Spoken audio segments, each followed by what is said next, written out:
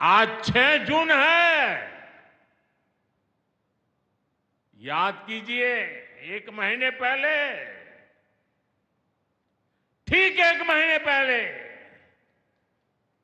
6 मई की वो रात पाकिस्तान के आतंकियों पर कयामत बरसी थी।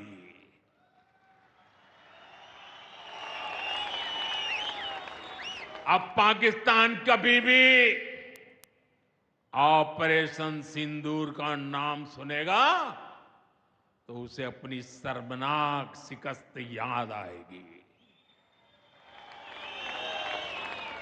पाकिस्तानी फौज और आतंकियों ने कभी सोचा नहीं था कि भारत पाकिस्तान में सैकड़ों किलोमीटर अंदर जाकर के आतंकवादियों पर इस तरह वार करेगा। बरसों की मेहनत से उन्होंने आतंक की जो इमारतें बनाई थी वो कुछ ही मिनटों में खंडहर में बदल गई है। और ये देख पाकिस्तान बुरी तरह बौखला गया था और उसने अपना गुस्सा जम्मू के, पूंछ के दूसरे जिलों के लोगों के पर भी निकाला। पूरी दुनिया ने देखा कि पाकिस्तान ने कैसे यहां घर उजाड़े, बच्चों पर गोले फेंके, स्कूल अस्पताल तबाह किए, मंदिर, मस्जिद, गुरुद्वारों पर शेलिंग की। आपने जिस तरह पाकिस्तान के हमलों का मुकाबला किया वो हर देशवासी ने देखा है। इसलिए अपने परिवारजनों ने उनके साथ हर देशवासी पूरी शक्ति से खड़ा है। साथियों, जिन लोगों की क्रॉस बॉर्डर फायरिंग में मृत्यु हुई है उनके परिवार के सदस्य को कुछ दिन पहले ही नियुक्ति पत्र सौंपे गए हैं। शेलिंग से प्रभावित 2000 से ज्यादा परिवारों की तकलीफ भी हमारी अपनी तकलीफ है। इन परिवारों को शेलिंग के बाद अपने घर की मरम्मत के लिए आर्थिक मदद दी गई थी। अब केंद्र सरकार ने ये तय किया है कि इस मदद को और बढ़ाया जाए। आज के इस कार्यक्रम में मैं इसकी भी जानकारी आपको देना चाहता हूं। साथियों, जिन घरों में बहुत ज्यादा नुकसान हुआ है उन्हें अब 2 लाख रुपए और जो घर आंशिक रूप से क्षतिग्रस्त हुए उन्हें 1 लाख रुपए की सहायता अलग से दी जाएगी, अतिरिक्त दी जाएगी। यानी अब उन्हें पहली बार की मदद के बाद ये एक्स्ट्रा धनराशि मिलेगी। साथियों, हमारी सरकार बॉर्डर किनारे बसे लोगों को देश का प्रथम प्रहरी मानती है।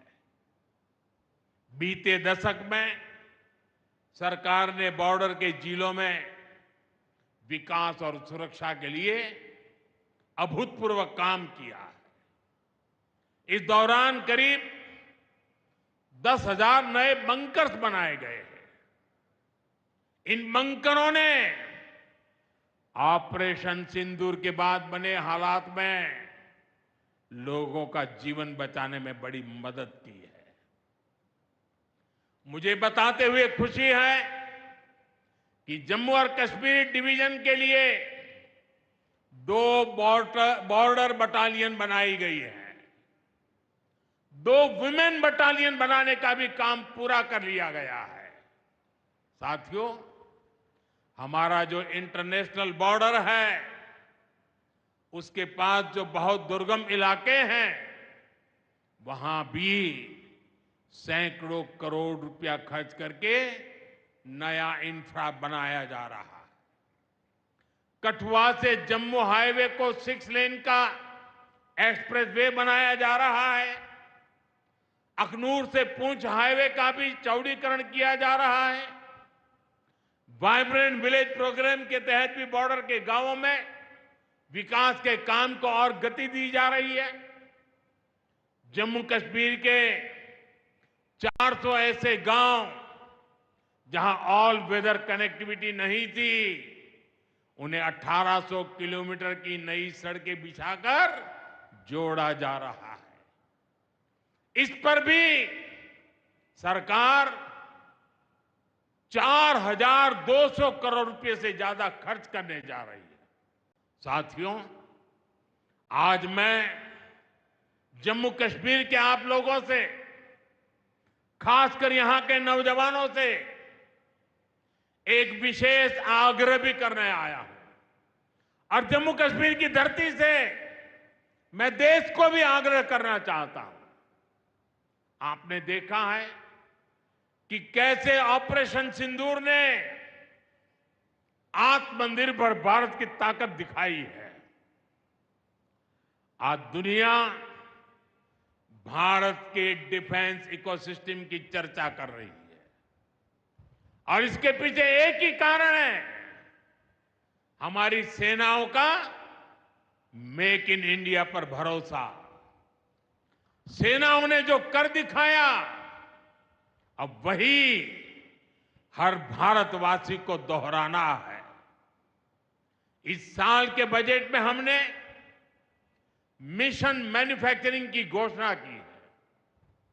इस मिशन के तहत सरकार मैन्युफैक्चरिंग को नई उड़ान देने का काम कर रही है। मैं जम्मू कश्मीर के युवाओं से कहूंगा, आइए इस मिशन का हिस्सा बनिए। देश को आपकी आधुनिक सोच चाहिए, देश को आपके इनोवेशन की जरूरत है। आपके आइडिया, आपकी स्किल भारत की सुरक्षा को, भारत की अर्थव्यवस्था को नई ऊंचाई देंगे।